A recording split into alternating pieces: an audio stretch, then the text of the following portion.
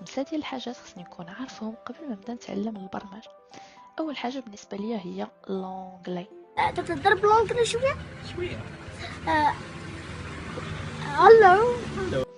ماشي ضروري نكون بيل جيتس، ولكن على الاقل نكون كنفهم واحد شويه.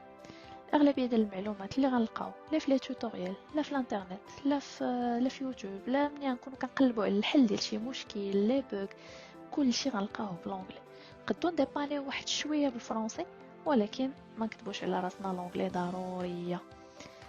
وثاني حاجه، واش خاصني ضروري نكون طياره في الماط؟ L'équation de x à la puissance 3 plus y à la puissance 3 égale z à la puissance 3. لا، ماشي ضروري. خاص يكون عندك واحد شويه ديال التفكير منطقي وتحليلي، خصوصا الا كنتي غدير الباك اند، ولكن ماشي ضروري نية الماط. ثالث حاجه، واش خاصني نكون عارف الالغوريتميك قبل ما نبدا نتعلم البرمجه؟ شويه انا كنقول تقدر تتعلم في نفس الوقت لونغاج ديال البرمجه والالغوريتميك في نفس الوقت. علاش؟ حيت الالغوريتميك هو الطريقه باش كتفهم للبيسي اشنو بغيتي دير، واللونغاج ديال البروغراماسيون هو اللغه باش كتشرح ليه. خص يكونوا بجوج في نفس الوقت. رابعا، لوبجيكتيف. اشنو باغي نصايب وعلاش باغي نتعلم نقود؟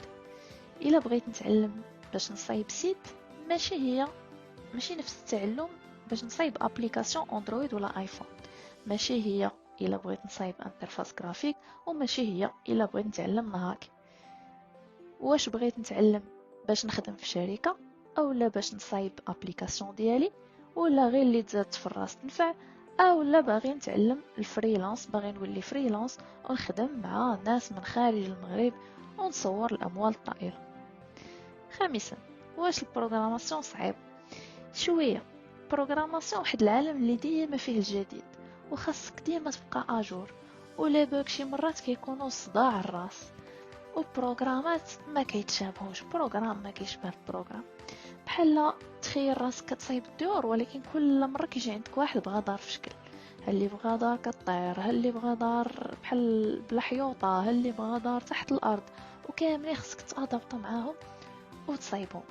ولكن داكشي ماشي مشكل، حيت كيجي بشويه بشويه. هادو هما 5 النقاط اللي بالنسبه ليا خصك تكون عارفهم ويكونوا في بالك قبل ما تبدا تتعلم البرمجه.